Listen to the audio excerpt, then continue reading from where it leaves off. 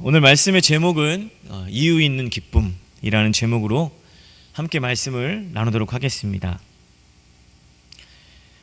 이유 있는 기쁨, 뭔가 이유가 있겠죠. 기쁨에 제가 이제 잘 아는 목사님이 전도사 시절에 담임 목사님께, 그 교회 담임 목사님께 실제로 들었던 이야기를 해주신 적이 있습니다.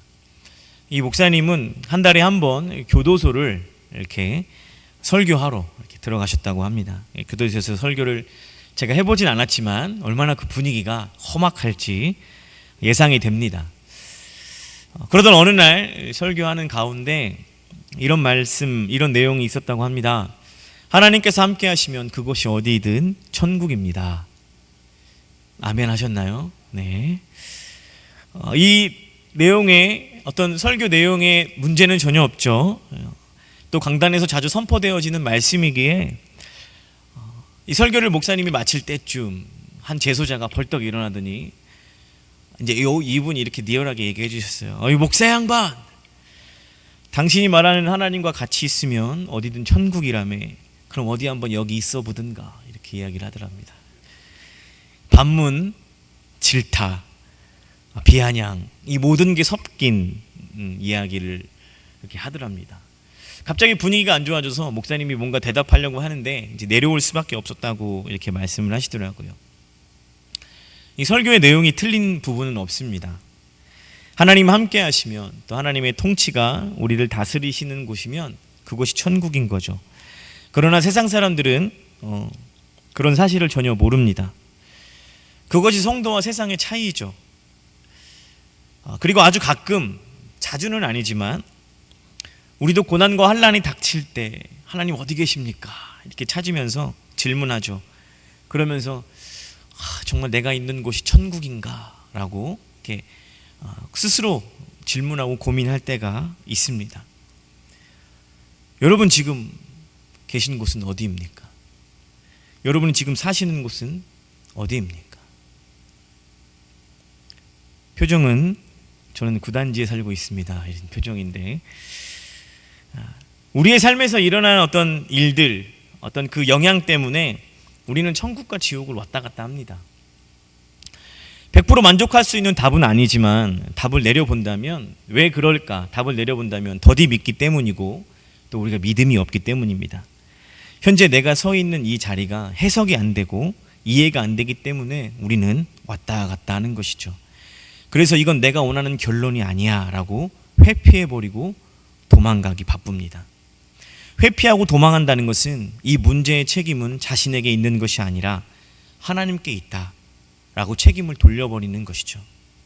나를 향한 하나님의 뜻과 목적을 온전히 이해하지 못하고 깨닫지 못하는 내 문제이고 내 연약함이며 나의 한계임에도 불구하고 그 자리를 피하고 도망하면서 하나님을 탓한다는 것이죠.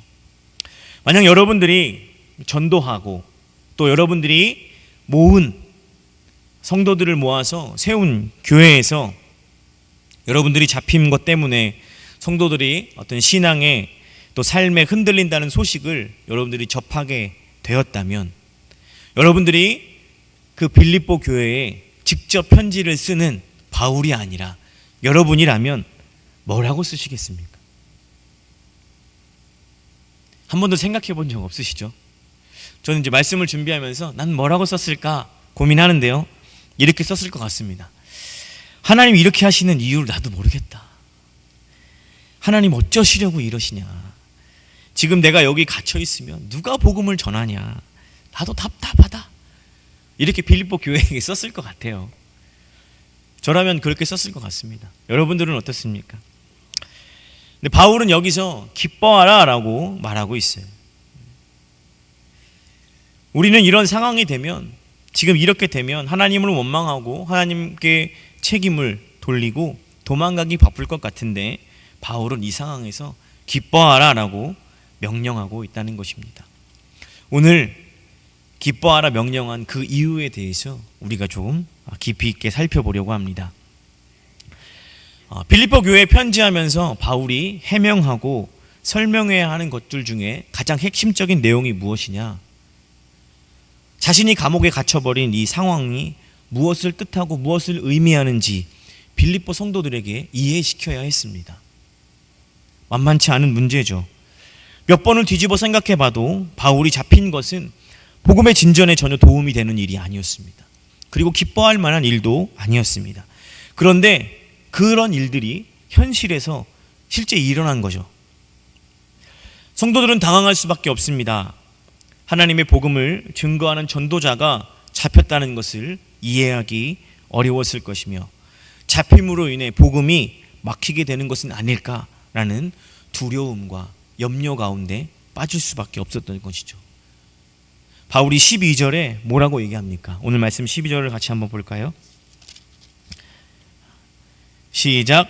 형제들아, 내가 당한 일이 도리어 복음 전파에 진전이 된 줄을 너희가 알기를 원하노라. 자신이 옥에 갇혔는데 그로 인해 더 복음이 널리 전파되었다라고 바울은 말하고 있습니다. 이 옥에 갇혔다라는 말은 세상적인 기준으로 바울은 실패했다라는 의미입니다. 이렇듯 세상이 말하는 실패, 말 그대로 끝입니다. 그 뒤로는 비참함과 좌절 외에는 더 이상 아무것도 없죠. 세상이 말하는 실패는 그렇습니다. 그러나 기독교에서 말하는 실패는 거기가 끝이 아니라는 것을 우리에게 계속적으로 설명하고 있습니다. 그 뒤에 뭐가 있죠? 성공이 있나요? 그 뒤에 하나님의 일하심이 있습니다. 성경의 인물 중에 가장 극심하고 비참한 실패를 경험하신 분이 계십니다. 누구시죠? 예수님이십니다. 기독교적 가치로 보면 그분이 하신 일은 온 세상을 구원하는 일이었습니다. 우리의 죄를 대속하는 일이었고 우리를 살리시는 일이었죠. 그러나 세상적인 관점으로 보면 예수님만큼 불쌍하고 비참한 사람도 없는 것이죠. 왜냐하면 비참함의 극치는 죽음입니다. 죽는 것만큼, 누명 쓰고 죽는 것만큼 비참한 일이 어디 있습니까? 그런데 하나님은 모두가 다 실패했다고 믿는 이 예수님의 죽음을 통해서 어떤 일들을 하셨습니다. 먼저 예수님을 죽이심으로 그 죽음에까지 예수님을 내려 보내셨죠. 그리고 그곳에서 그 죽음의 그 밑바닥에서 영원히 죽을 수밖에 없는 우리를 끌어안으시고 부활시키시는 일들을 하셨습니다. 구체적으로 말씀을 드리면 예수님이 죽어 우리의 죄를 사하신 것뿐만이 아니라 그 죽음의 자리로 내려가야만 그곳에서 영원한 심판을 기다리는 우리와 연합하여 우리를 구원하신 것이죠.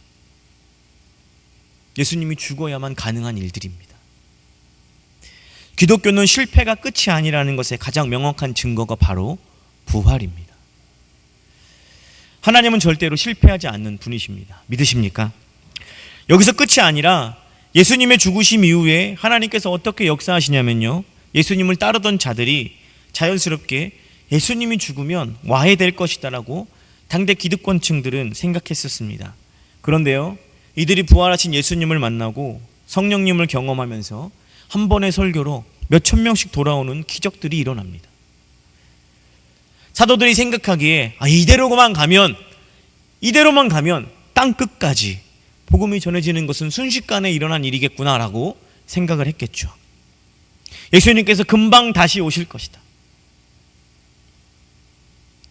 그런데 스데반의 일로 예루살렘에 큰 환란이 일어납니다. 예루살렘에서 쫓기듯 도망쳐 베니게와 구브로와 안디옥까지 이들이 도망치게 됩니다. 한 번의 설교로 수천 명씩 돌아오는 성공을 맛보는 것처럼 느꼈는데 이 스데반의 일로 다시 이들이 실패의 자리로 내몰리고 있다는 거죠. 사도행전 11장에 보면 이들이 이 베니게와 구브로와 안디옥에서 복음을 전합니다. 예수 그리스도를 전하죠. 그리고 그곳에서 처음 그리스도인이라는 호칭을 얻게 됩니다.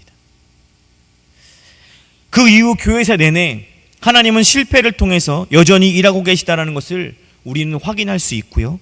지금 우리도 그 역사적 사건에 동참하고 있는 것을 우리는 알아야 합니다.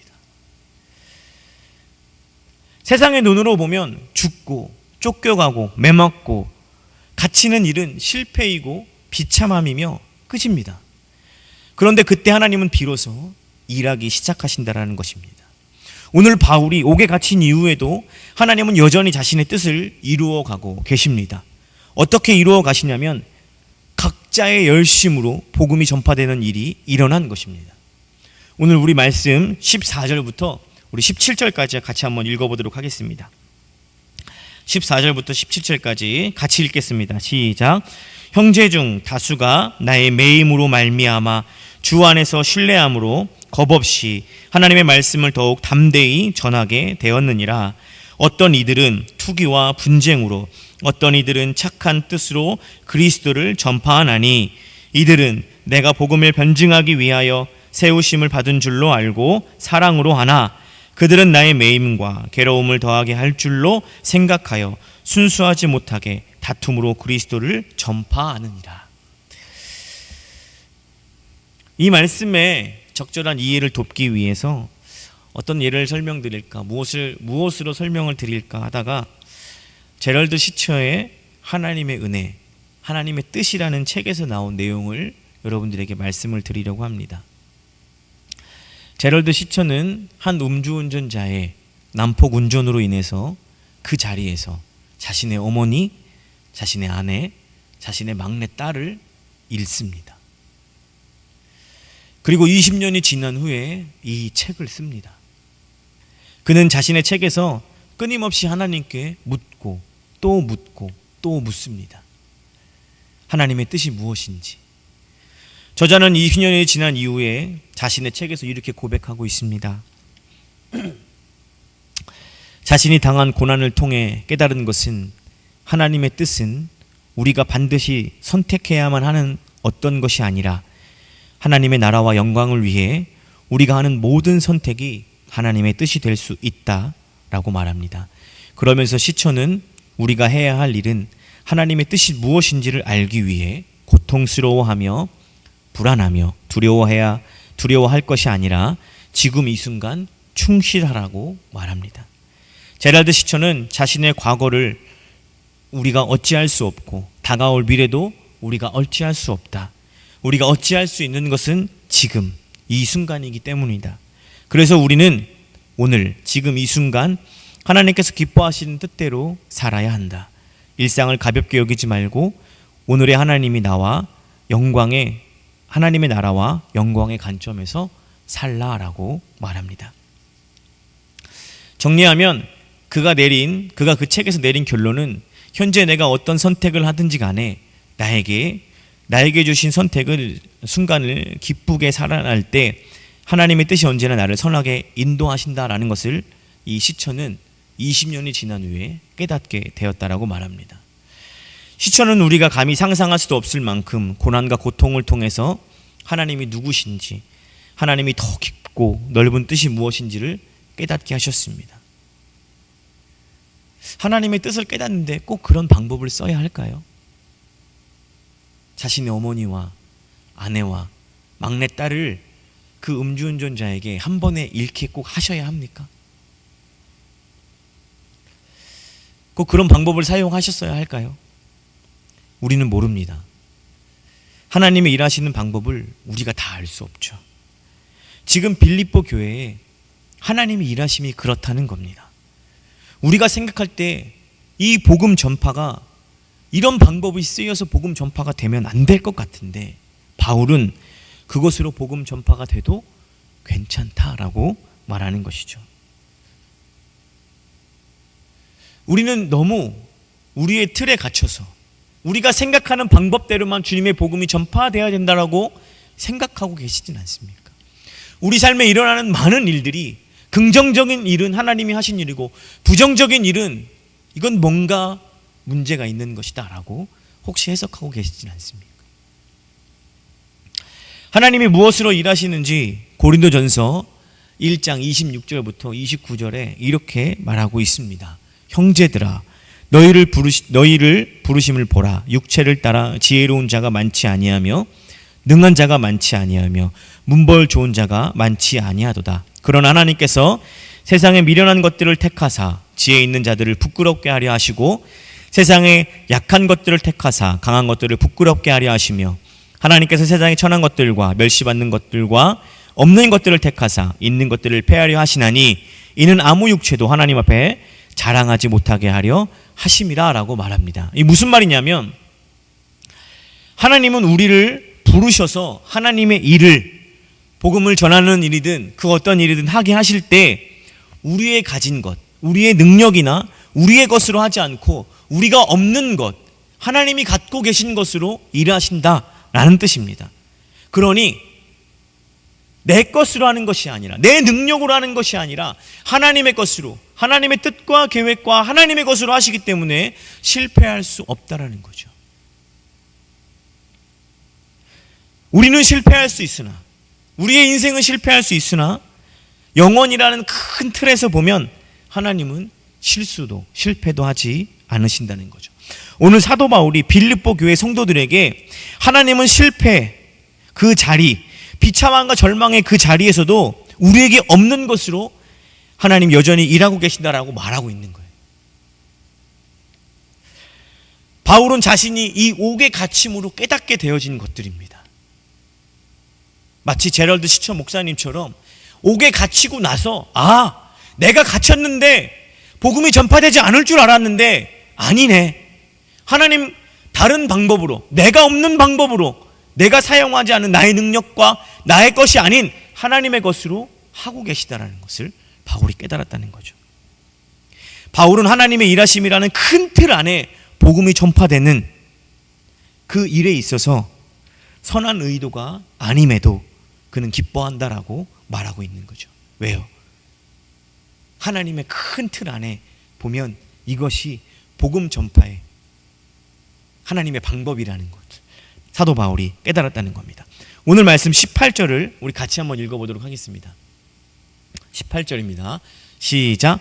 그러면 무엇이냐? 거칠애로 하나 참으로 하나 무슨 방도로 하든지 전파되는 것은 그리스도니 이로써 나는 기뻐하고 또한 기뻐하리라. 여기서 거칠애로 한다라는 말의 원어적 의미를 살펴보면 순전하지 못하고 이기적인 의도라는 뜻입니다. 좀 더 속되게 세상적인 표현으로 따지냐면 내 유익을 위해서입니다. 내 유익을 위해서 복음을 전파하더라도 나는 그것을 기쁘게 여기겠다라고 바울이 고백하는 거죠. 물론 우리는 지혜로워야 합니다. 그러나 하나님은 그런 방법으로도 역사하신다라는 의미로 해석하시면 좋을 것 같습니다. 예전이라고 하면 몇 년 전일 것 같은데요. 예전에 이런 어떤 자연스러운 설교들이 많았습니다. 전도하면 복 받는다. 그죠? 전도하면 천국에 나의 집 곳간을 채우는 일이다. 자녀가 잘 되고 형통한다. 그죠? 이런 설교 많이 들어보셨죠? 기복신앙을 강조하면서 우리가 믿지 않은 사람들을 전도해야 한다라고 많은 열심을 냈던 어떤 그런 설교들이 우리 안에 많이 있었죠. 불과 몇 년 전에 있었습니다. 우리의 신앙과 우리의 신학의 수준이 사실은 그 정도밖에 안 되었었던 거죠. 그것이 현실이었습니다. 그런데요, 그것에 잡혀서 지금까지 신앙생활하는 분 계시지 않습니까?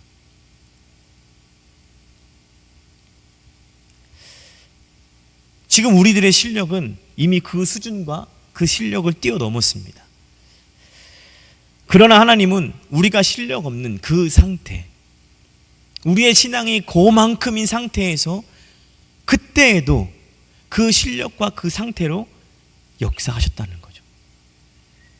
지금은 그보다 우리의 내용이, 우리가 가진 신앙의 내용이 더 고급스러워지고 풍성해져서 다른 방법으로 하나님은 또 일하고 계시다라는 거죠.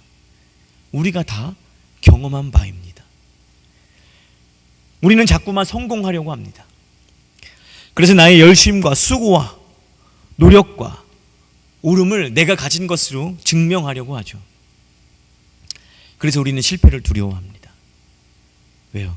실패하면 나의 오름과 나의 증명이, 나의 존재와 모든 가치가 없어져 버린다라고 생각하고 여기기 때문에 그렇습니다. 존재감이 사라져 버리는 거죠. 실패로 오는 두려움이 그렇습니다. 그것이 현실이고 우리의 마음이죠. 우리는 뭘 모르고 있는 거죠?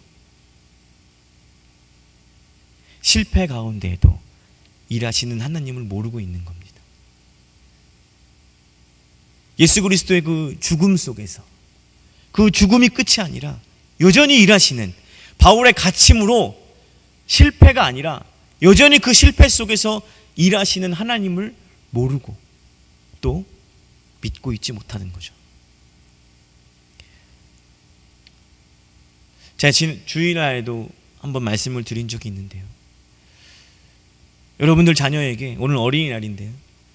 실패를 가르치실 수 있겠습니까? 실패해도 돼.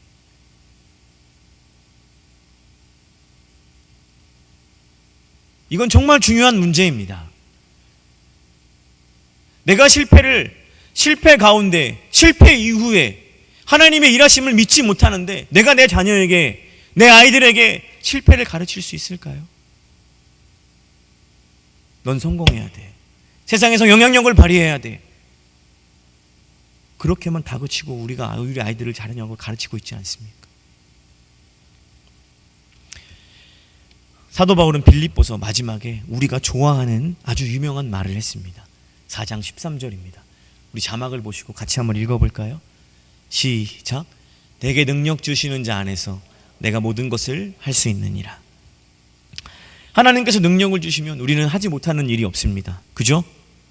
그러나 이 말을 빌립보서 전체를 보고 그 의미를 해석해 보면 고린도후서 11장 24절부터 27절에 그 의미가 잘 나타나 있습니다. 같이 읽어보겠습니다. 시작. 유대인들에게는 40에서 하나 감한매를 5번 맞았으며 3번 태장으로 맞고 1번 돌로 맞고 3번 파손하고 일주야를 깊은 바다에서 지냈으며 여러 번 여행하면서 강의 위험과 강도의 위험과 동족의 위험과 이방인의 위험과 신의 위험과 광야의 위험과 바다의 위험과 거짓 형제 중의 위험을 당하고 또 수고하며 애쓰고 여러 번 자지 못하고 줄이며 목마르고 여러 번 굶고 춥고 헐벗었노라. 고린도후서 11장 24절부터 27절에 내가 모든 것을 할 수 있다라에 포함된 것들입니다. 우리는 빌립보서 4장 13절에 이 능력에 너무 집중한 나머지 마치 귀신을 쫓아내는 능력, 병을 고치는 능력, 기적을 일으키는 힘 정도로 제한적으로 해석했습니다. 그래서 주님이 주시는 능력이면 세상에 나아가서 세상을 송두리째 뒤집어 엎고 변화시킬 수 있는 말씀으로만 해석했습니다. 그런데 사도 바울은 빌립보서에서 고린도후서에서 동일하게 주님이 주시는 능력으로 나의 실패도 비참함이나 좌절도 고난과 고통도 처할 수 있다라고 말하고 있습니다.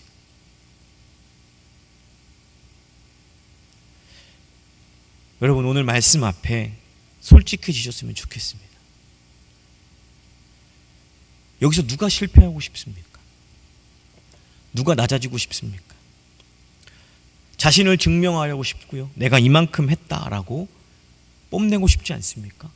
오른손이 한 일을 왼손뿐만이 아니라 전 세상이 알았으면 좋지 않겠습니까? 우리 인간의 본성이 그렇습니다. 그런 우리들이 실패요? 결코 쉽지 않습니다. 저도 그렇습니다. 하나님께서 저에게 야 개척해라. 20년 동안 성도 3명만 갖고 사역해라. 사모, 온유, 지우. 겁이 납니다. 갑자기 겁이 납니다. 주여 왜 이러십니까 저에게. 솔직한 마음이 그렇습니다.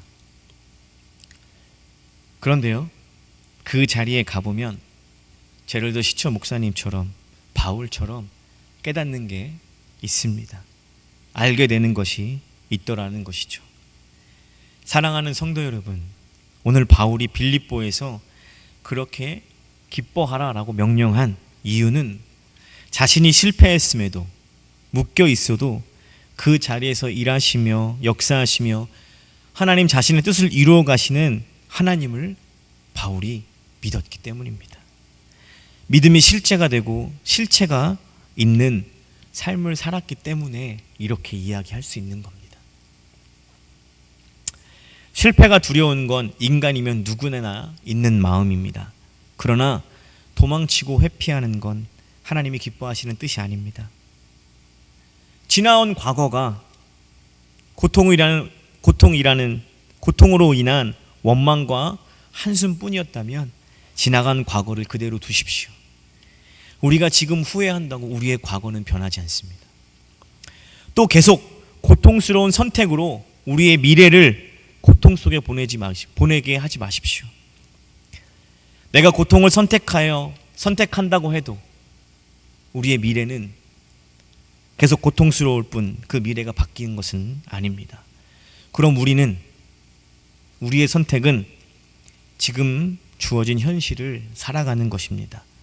그 현실이 실패이고 비참함이고 좌절이고 낭망할 수밖에 없는 현실일지라도 도망치지 않고 그 자리를 지키는 것, 살아가 보는 것,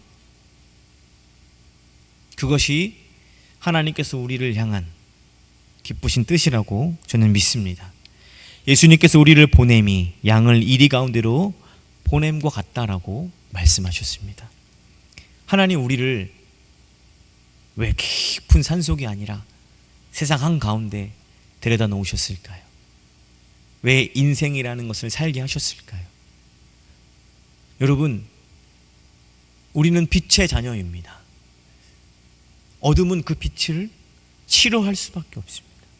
공격하고요, 핍박받고요, 당연한 겁니다.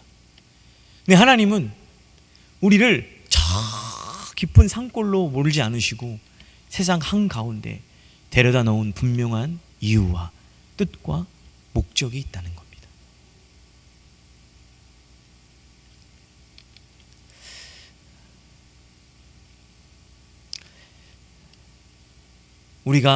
우리의 세상, 하나님께서 우리에게 허락하신 그 삶의 현장에서 그것이 실패이고 어려움이고 고난이고 고통일지라도 그때가 비로소 하나님이 하나님 되시며 우리를 위해 일하는 시간일 것입니다.